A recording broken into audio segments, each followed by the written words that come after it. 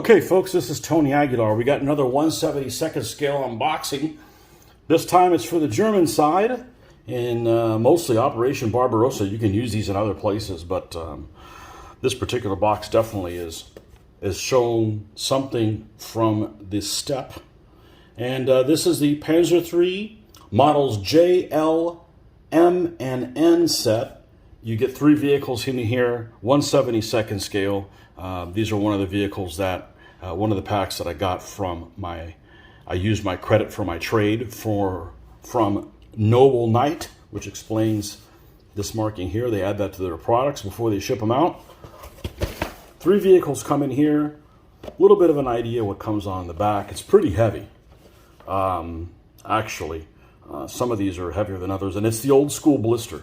The old school box. I keep calling it blister. They are blisters now, is what I understand is a cost savings. But I like these boxes because everything kind of stays together there. You're going to have extra parts, especially on these. I know we're going to have a lot of extra parts on these. Spoiler alert, but there's some parts that are unique to some of these vehicles that wouldn't be used on the other ones. So with that said, let's take this apart, cut it open, see what we got inside. And they're not even loose in here. They are in plastic. There's going to be instructions in here. There you go. And these are the different models you can build, supposedly with here. You can build the Model J early, which basically means it has the 50 millimeter gun that's a 42 caliber, the short 50, then the 60 caliber 50 millimeter gun. They had that's the ones they called in the desert the Panzer III specials. Then the up-armored version of the J with a couple of other differences on there. You can tell it's got extra armor on the mantlet. It's also called the L. The Model M is basically all the stuff that the L has, but it also has wading gear. It's got this special muffler. It's on the back that you could it's like a snorkel. We basically put the muffler so there's a chance it gets out of the water a little bit more, not damage the engine. The N, which is basically an M with the short 75 millimeter gun. This is the gun that all the Panzer IVs had at the beginning of the war. And the Flamm Panzer, the Flamm Panzer III, which if there's one vehicle that you do not want the vehicle to be crew exposed on, it'd probably be this one. I wouldn't be standing outside the vehicle on that one. It's got to be a little hot. And so basically the parts that are gray are the ones that are common to all the versions. If you want to build the early one, you're going to use the green parts. You're going to use that turret and that back hull and this piece over here. Now it's interesting that it does not tell you with the J, it's not obvious. Well, maybe it is. I mean, you got to do, sometimes I really like Plastic Soldier Company, but if you're not really familiar with a vehicle, sometimes it's a good idea to consult pictures. So this one, you're going to use all the green parts instead of the blue ones. This one, you're going to use all the green parts, but you're also going to use the long barrel. So these two are the same, except the barrel on this one is the longer barrel, which is the same barrel that's here and here on those two. However, these are going to use the different turret, which isn't dramatically different, but I think it is. So you got to follow this and photographic evidence, stuff like that. Let's take a look at what we got inside here. And then we've got, Scherzen. You can put on the M and N. And you can even get crazy. You can even put Scherzen on the turret and not on the hull. You can see that sometimes. What you almost never see, I said almost never because I've actually seen one picture, confirmed one picture. I'm sure it happened more than one time, but it wasn't photographed often, that had no Scherzen on the turret, but some on the hull. So let's take a look at what we got inside here. Ziploc bag, many sprues, 3 hulls, and 3 tops. So let's just take one top and one hull, take a look at it. What's included in it. Here we've got the running gear, which if you don't like taking all these pieces on and sanding them and stuff, this is a great kit for you because bam, you're done. And it even has detail on the bottom of the tank. It's not like it's just very vague or anything. Nice track detail. The shirts, of course, are uber thick. You know, these are made for war games, but these are very, very thick shirts. And, you know, if that really bothers you, maybe this isn't the kit for you, but these are basically made to be durable. And you don't have to fiddly attach these. They're already pre-attached where they're supposed to go on the turret sides. So it's friendly for those people that aren't as experienced putting these together.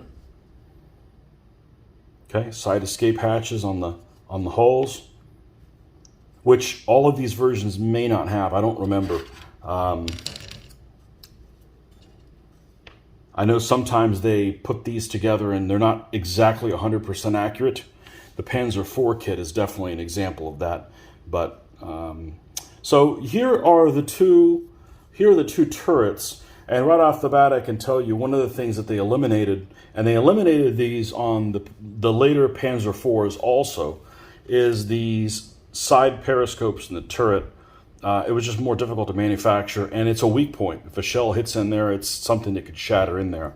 So without looking at it, this is probably the later, this is the later turret that does not have the side things, the side periscopes, especially if you're going to carry shirts in on it.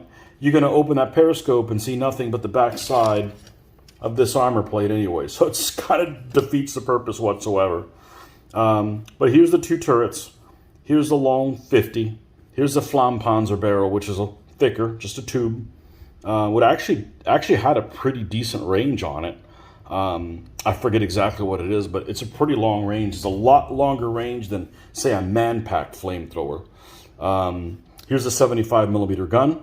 Then the end model, and here's the short 50. And one thing that they kind of do that I think is kind of unique is that they give you the option to have a closed hatch or an open hatch, and instead of making you glue the hatch parts on there, you either use this one with the hatch completely closed, or you glue this one on here that has the hatches completely open, and there's no weak point there of where you're gluing it, because sometimes those little things are kind of fiddly, and you got to make sure they don't move on you while the glue dries. So there you go. You just, bam, just pick which one you want. You don't have any issues. It has two commanders, one of them with a, what I like to call a side cap, and one the actual visored cap on there as well.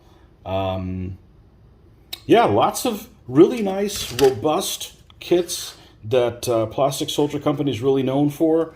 One thing I did have the foresight to do this, is I have several of these models, not by Plastic Soldier Company, already built. So we can kind of compare size-wise. Here is the good old Eschi Flamm Panzer kit. And I've heard that these Panzer IIIs are a little on the large side, and you can see that they kind of are. They're a little fatter than they're supposed to do. They're well fed. That doesn't bother me a whole lot. The Panzer III H&Js that Plastic Soldier Company makes are a little on the large side as well. It's not dramatically large, but they are larger. Little fatter than normal. And this is an excellent kit, a Revell kit, Revell of Germany, of a Panzer III L. I've got tons of Ls. I will not be making any of these as Ls. These will probably be 2 Ms and an N. And I have a Flamm Panzer. I mean, how many Flamm Panzers do you need? I know somebody might say, 6. No, not for scenarios. You can see it's a little bit wider. It's not going to bother me. It'll go side by side. I'll use the thick shirts and it'll be okay. Yeah, so anyhow, this is the set. You get 3 of the vehicles. You can see at the front here. You get some varieties on which goes on which turret. Here's the up-armored one with the extra rivets and stuff on there. Nice detail on those rivets. And yeah, well, hopefully you guys enjoyed this video. And you can, it's got extra parts in here. It doesn't tell you this, but look, there's smoke dischargers on here. And there's some smoke discharging Ls that had them, and none of my L's have them. So we're definitely going to have some spare parts here that we'll be able to put use on the other vehicles that I have. So always good of Plastic Soldier Company to do stuff like that. But anyhow, I hope you enjoyed this unboxing. More to come. I do allow and run 72nd scale stuff, so if that's your scale, like it is mine, more stuff coming. Don't forget to subscribe to my channel, and we'll see you guys on the next one. Bye-bye.